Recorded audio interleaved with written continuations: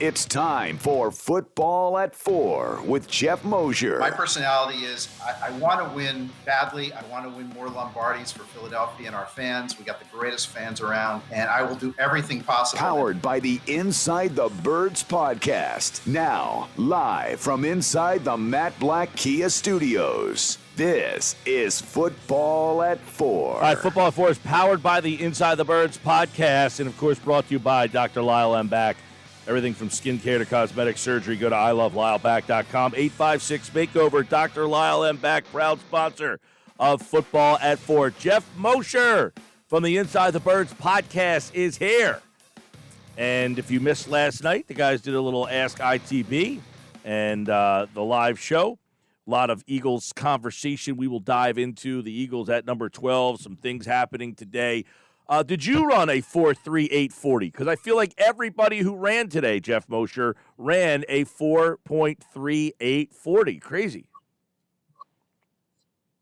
You know, I was about to go test myself. Then it started to rain. So I'm just going to go ahead and assume that I was going to run at least a 4.38. Yeah, maybe a little better if it was warmer and nice and sunny out. But as Jason Avant said on our Q&A show that dropped this morning, he really wanted to run better than I think a 4.4 when he was training for the combine. And he only did it once in his training, and it happened to be like 100 degrees outside. So every other time, you got to get those hot days, Mike. Yeah, because you want it to run so fast you can get back inside is essentially what happens. Exactly. Yeah, and I know that, as they move to number 12, it kind of changes the dynamics a little bit, but does it change the dynamics as much as maybe dropping 6 spots you might think? Just moving from 6 to 12 in the Eagles' case here, does it change the dynamic for them as much as one might think?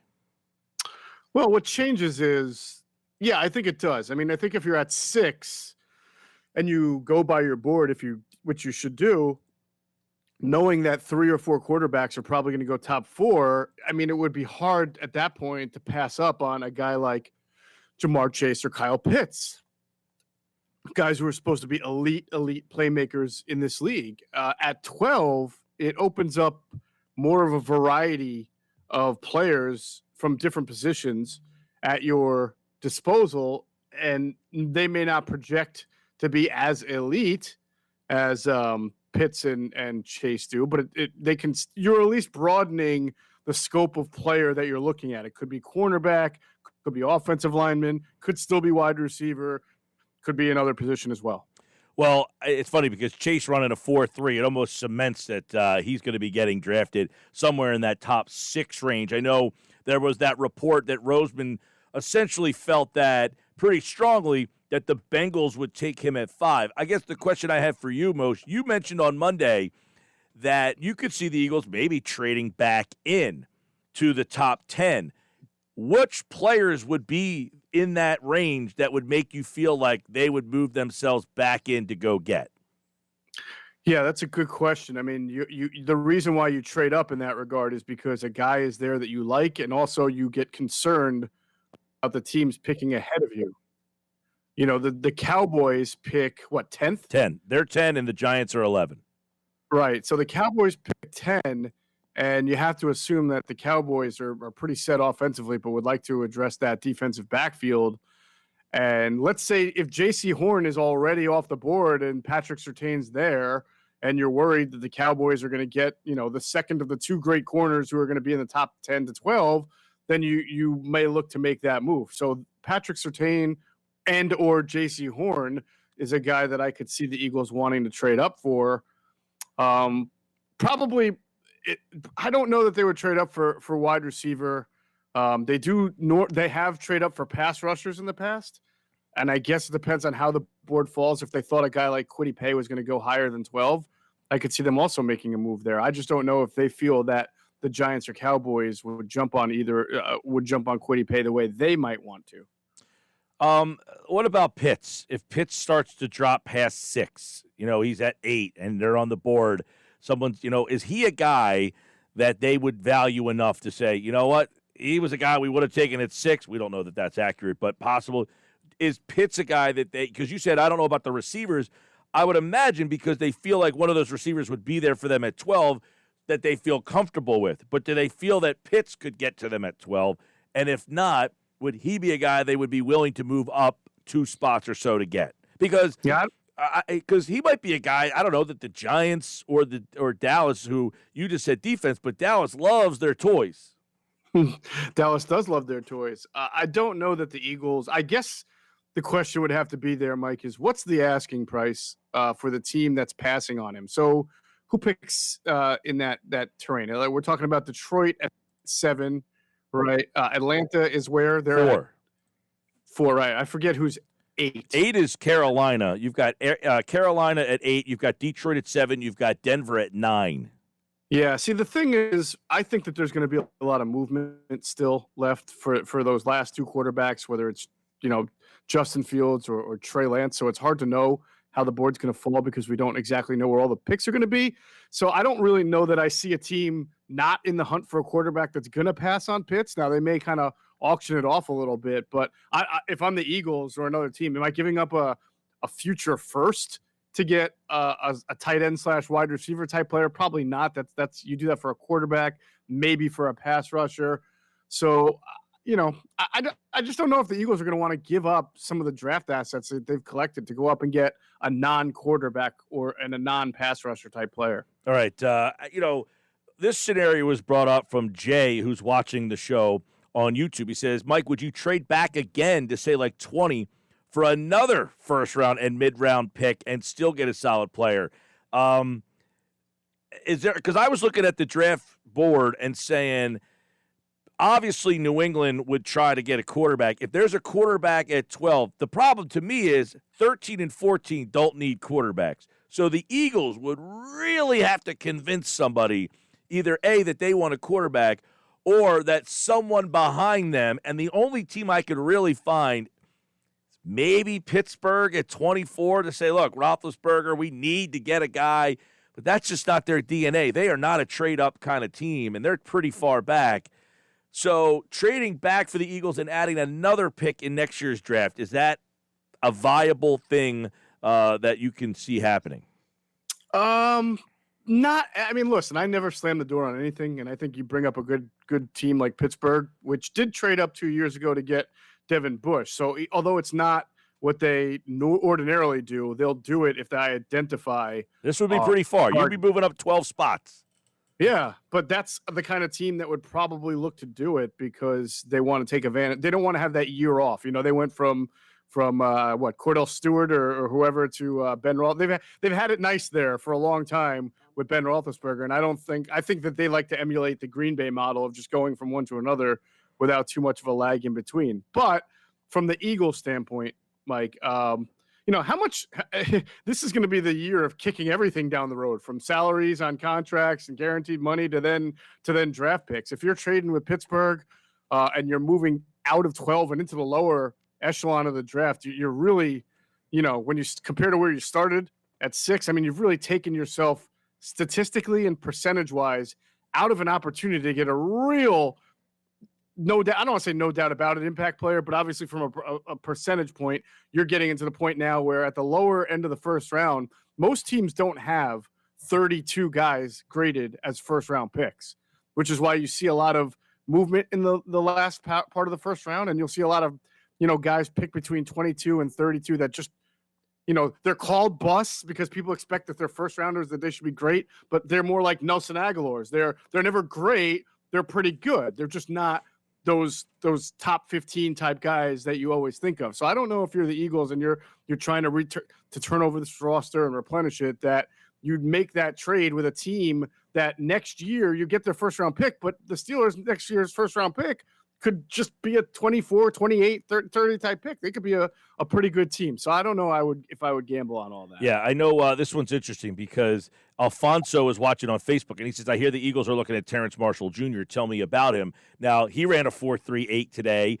Kadarius Toney, who apparently they met with last week, he ran a 4.38 today. These are guys that we could tell Alfonso the Eagles may have been interested in at 37, but if you're running a 3.8, you may not be there at 37 anymore. I just don't understand. How are guys who weigh, these receivers who weigh like 200 pounds at most, how are they, and guys like Micah Parson and Owens and Pitts, like how are they all running the same 40 time? I don't get it. Yeah, 4.38. I've never seen 4.3. Like 4.3 is blazing speed. Now every guy that's ran today is the only guy who didn't was Pitts, and he ran a 4.4. Yeah, like I can't wait to see what these guys like Rashawn Slater and the offensive lineman for Penei Sewell. These guys are going to run 4.7s, and it's going to like blow everybody up. Oh my God, the offensive lineman. So, but to be real with that, Mike, I do in speaking with some NFL personnel lately, I think that they're taking a lot of these times with a grain of salt. It's important for them to match the 40 time with the tape time, but I think they're going to rely on the quote unquote tape speed a whole lot more than what the clocks and the guns are saying this year. Good. Yeah. I mean, to me, and this is like another reason why, like people said, Roseman got he got the pick in next year's draft. I think the Eagles prefer to pick in next year's draft. I think most teams preferred, because this year's such a crapshoot of like not knowing, couldn't be in person in a lot of games, didn't have a combine, like all that stuff is, you know what, I'll just add picks to next year's draft and kind of hope that I get a better understanding of who I'm dealing with, as opposed to, hey, I'm just watching this guy on tape. I mean, guys, you talk to all the time. It's different watching a guy on tape and watching him in person. Yeah, it is. And the way you phrase it that way, I have not heard that yet from someone in the NFL community, but it certainly sounds like something that could be one of those unintended perks of doing a deal like that, where you feel like you'll have a better opportunity next year to have more accurate information that you gather on players. All right, Elliot throws this scenario. Patrick Surtain or Horn, in other words, a corner at 12, and a guy like Marshall get your wide receiver in the second round, or Smith Waddle at 12 and Asante Samuel, get your corner in round 2. Which is more attractive to you? Well, I'll be completely forthcoming. I don't know much about Terrence Marshall, so other than the fact that he's one of many people who ran a really fast 40. For those of you out there, Terrence Marshall's LSU speedster, yes. Big guy, 6'3", right. I mean, a big dude. They see 4.3 is like DK Metcalf numbers. I know, it's kind of ridiculous. As far as the Surtain Horn argument at 12. I guess it's, would you rather one of those corners if they're on the board, or one of those wideouts? Like if any of those 4 guys are on the board, boom. I think, listen, you know how I always answer this by saying, well, whoever you have highest on your board is who you should take. But in this scenario that's laid out, I think what makes more sense for the Eagles is corner the first situation, Surtain / Horn, and then Marshall instead of Smith Waddle and then Asante. However, I would most likely say I think the Eagles are going to have a defense-heavy draft anyway. So it wouldn't surprise me if they went, and I hate when people say this because I disagree with it. Like, if you take Surtain 12th overall, it doesn't mean you can't take Asante Samuel at 37th. Like, you can't – if that's who your highest-graded guys are, I mean, this team certainly needs more than one cornerback. Yeah. I hate this whole, you took a guy in this round, you can't take the same position in the next round. And maybe a quarterback, but every other position is off limits for that. I mean, that's silly. You get the best players you can get. Did you covered Asante's father, right? Yeah, I was talking about this with Adam last night on the live stream, that the best thing about if the Eagles draft Asante Samuel Jr. would be the interaction that he might have with Paul Domowitch of the Philadelphia Daily News, because Asante Sr. and Paul had some very memorable and funny interactions at training camp when Asante I know Paul once wrote something critical of Asante's tackling. Asante didn't take to it, so he would yell at Paul on the sideline. And then a week later, he found out that Damo was the only one in the area that had a Hall of Fame vote. So the next day at camp, he comes out, Damo, I love you. Everything is in the past, right? You're my man. I got to be nice to you. So what I would love to see is, and it can't happen because he only has 2 daughters, or none of them are sports writers, but it would only be appropriate if Damo had a son or daughter covering the Eagles who then could write something about Asante Samuel Jr. That would be perfect. That's a good story. Geoff Mosher, Football at 4. A couple more. If you have a question for Mos, put it into the chat, and we'll get into it. We have other stuff we want to get on, too. This one's interesting from Dominic. He says, years past, there's been debate as to who's running the draft. 2021, I don't think it's ever been more clear. It's Roseman's draft. No Reed, no Kelly, no Peterson, no excuses. Let's see how this goes. Is it, in your mind, I think there's been murkiness of when Kelly was here, what happened there? Did Kelly get power? At what point did he get power? When Roseman and Reed were together, did Reed pull all the strings? When did Roseman get more say in the Reed drafts?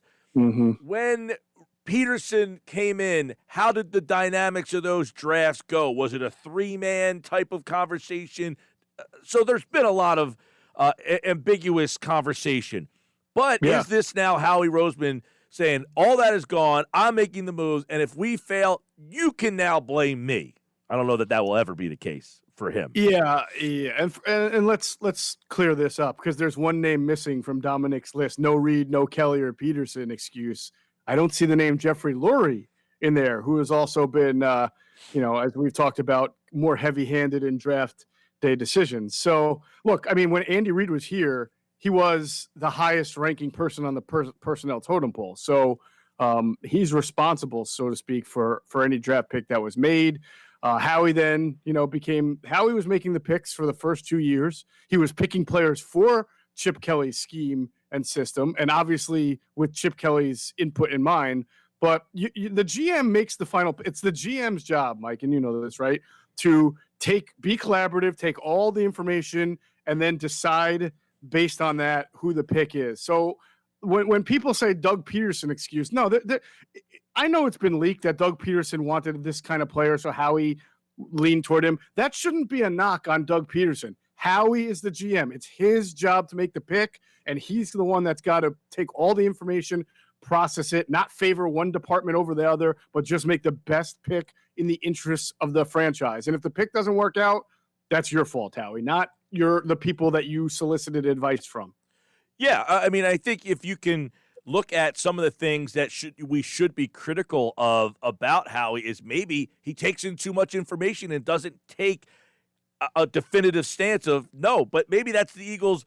Maybe it's not him so much. That's the organizational philosophy is you get a say, you get a say, you get a say, and you don't get to – and Roseman doesn't have the personality to say, I don't want to hear from you guys. This is what we're going to do.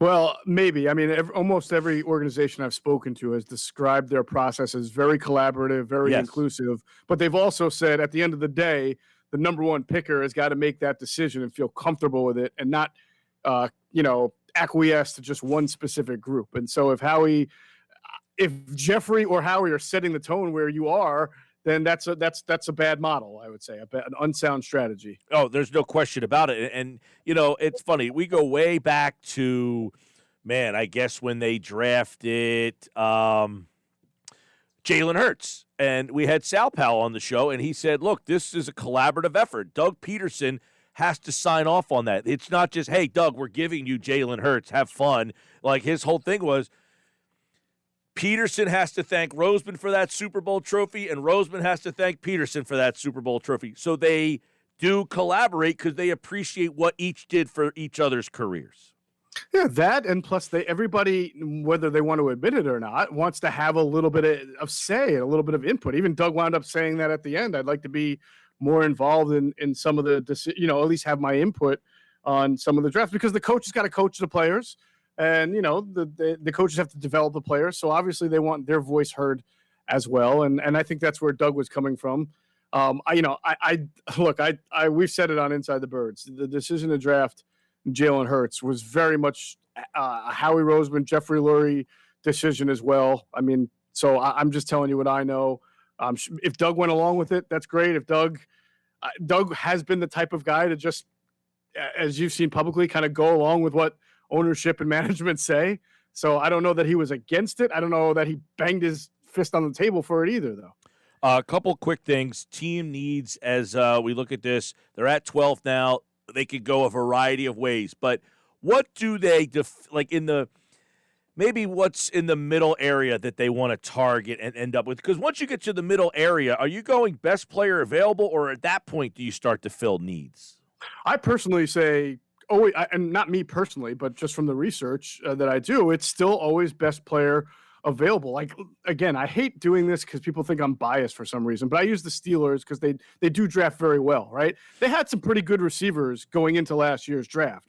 They had Deontay Johnson, who's becoming a very good receiver. They had Juju. They had James Washington. And they had a pretty good passing offense year after year as long as Ben Roethlisberger was healthy. Obviously not the year that they had Duck Hodges. But still, the receivers are good. And they still took Chase Claypool in the second round, right? And had Juju left, they'd probably be well positioned with Claypool and Deontay Washington, and they always have a pretty good pass-catching tight end. So, again, like, they also took Benny Snell a couple of years ago when they had Connor and they had another Jalen Samuels. They just take really good players, and that's how you build a team because you're always going to have holes. I guess it's hard. Like if you're in like the third round, you have 2 third-round picks, and the highest guy on your board is a running back, which I guess in the third round you might have a running back as the highest guy. Maybe that's where they start to come in. But you have Miles Sanders. You could find a running back someplace. You could get a running back. But the third guy on your board is a corner.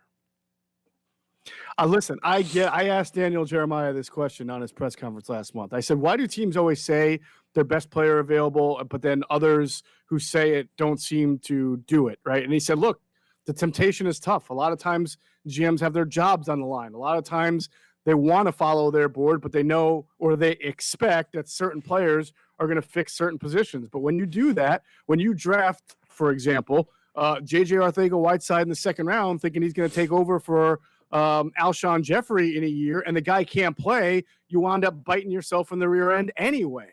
But if you get great play or really good players, if you get solid guys who can contribute, you know how the NFL works. There's always injuries. There's players who can play multiple positions. You get good players, you get them on the field, and they perform for you well. It covers up your areas that you're deficient in. If the Eagles had taken, for example, J.K. Dobbins last year, who they really liked, instead of Jalen Hurts, right? Miles Sanders missed, 3 games last year? 3 or 4 games? I mean, who's to say Dobbins wouldn't have filled in and done really well and helped them win games? At the end of the day, you're looking for as many players to help you win games. All right, don't forget the Inside the Birds podcast drops tomorrow morning at 6. You guys did Inside the Draft with Greg Cosell, Q&A with Quentin Michael and Jason Avant. That is up at InsideTheBirds.com. And, of course, Adam will be here on Friday. Andrew's back tomorrow. We had a good draft conversation with Andrew yesterday. Got us a great soundbite that we've been using all day out of that with him perplexed that the 49ers had Mac Jones going to them in a mock draft at number 3. So that was good conversation. And, of course, Inside the Birds podcast, 6 a.m. tomorrow with more on this NFL draft. Check out the Greg Cosell stuff. It was really informative. Geoff Mosher, like all guests, appeared via the Boardwalk Honda hotline at Geoff Mosher NFL. All right, man. I'll talk to you. All right, brother. Have a good one. He does a great job. Of course, the podcast is always good. Football at 4 is brought to you by Dr. Lyle M. Back. From everything from skincare to cosmetic surgery, go to iloveLyleBack.com or call 856-MAKEOVER for Dr. Lyle M. Back, proud sponsor of Football at 4.